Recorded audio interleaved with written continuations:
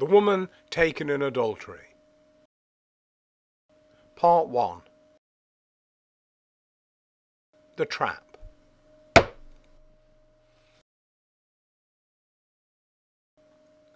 Jesus went unto the Mount of Olives, and early in the morning he came again into the temple, and all the people came to him, and he sat down and taught them. And the Scribes and Pharisees brought unto him a woman taken in adultery. And when they had set her in the midst, they say unto him, Master, this woman was taken in adultery, in the very act. Now Moses commanded us in the law that such should be stoned. But what sayest thou?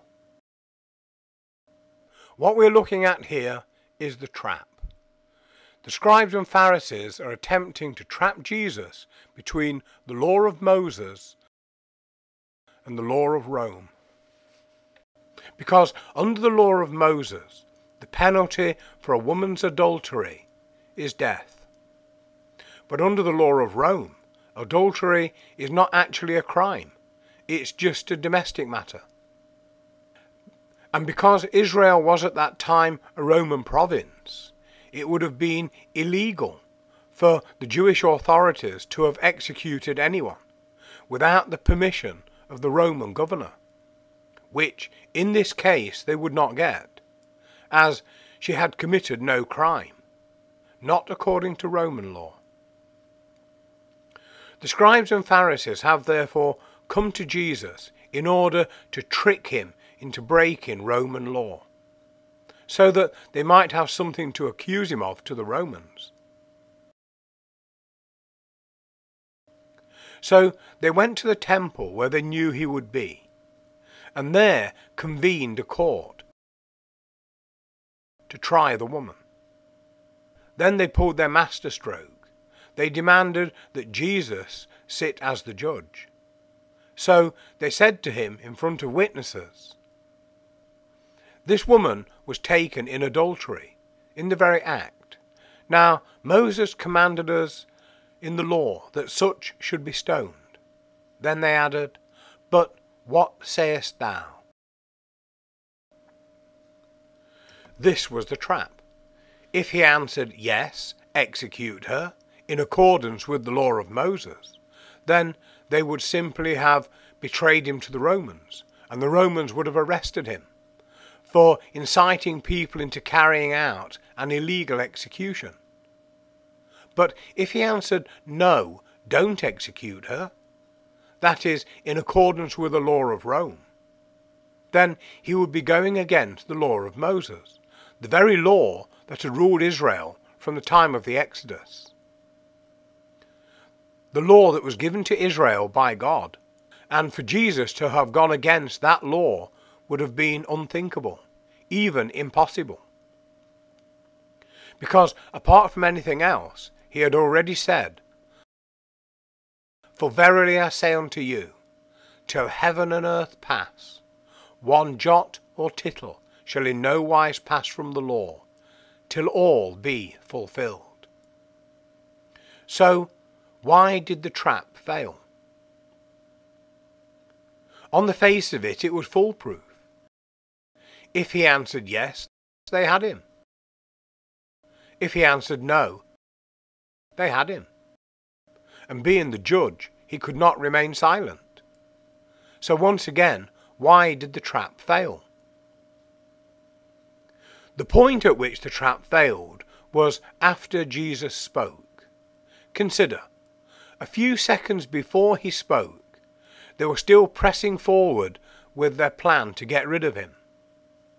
A few seconds after he spoke, the Scribes and Pharisees walked away, leaving their prisoner behind. Why? Jesus did not have a magic voice that everyone obeyed, as events testify. Jesus spoke on many occasions. One time after he spoke, they took him to a cliff to throw him off. On other occasions after he spoke, they took up stones to kill him with. On still another occasion they said, "Say we not well that thou art a Samaritan with a devil?" The point I'm trying to make is that as Jesus did not have a magic voice, why did the Scribes and Pharisees walk away, leaving their prisoner behind? Did they suddenly see the error of their ways? Did they abandon their plot to get rid of Jesus out of a newly found reverence for him? Of course not. So why did they walk away? Conventional thinking, however, will not answer this question. We know from the actions of the Scribes and Pharisees that it was after Jesus spoke that the change came.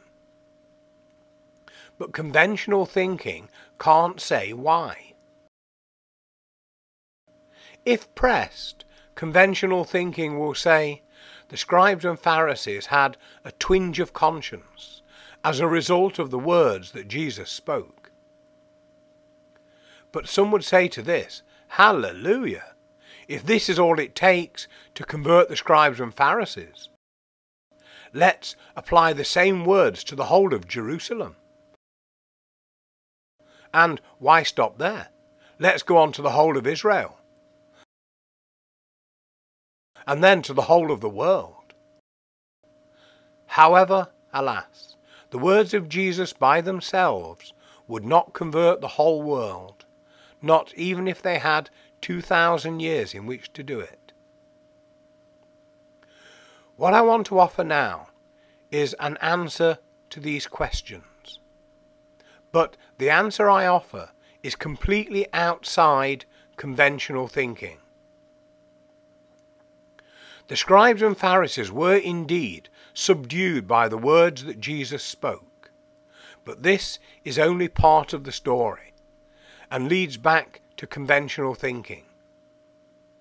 Something else was at work here.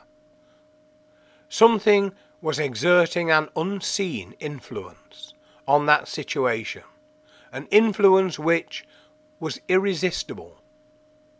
This influence was created when the Scribes and Pharisees demanded that Jesus judge the woman.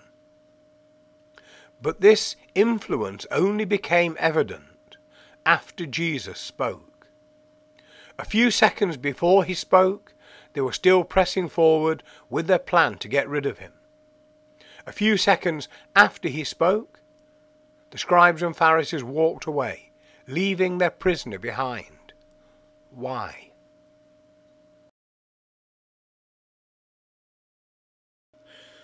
In part 2, we're going to look at this invisible influence, the thing which defeated the Scribes and Pharisees.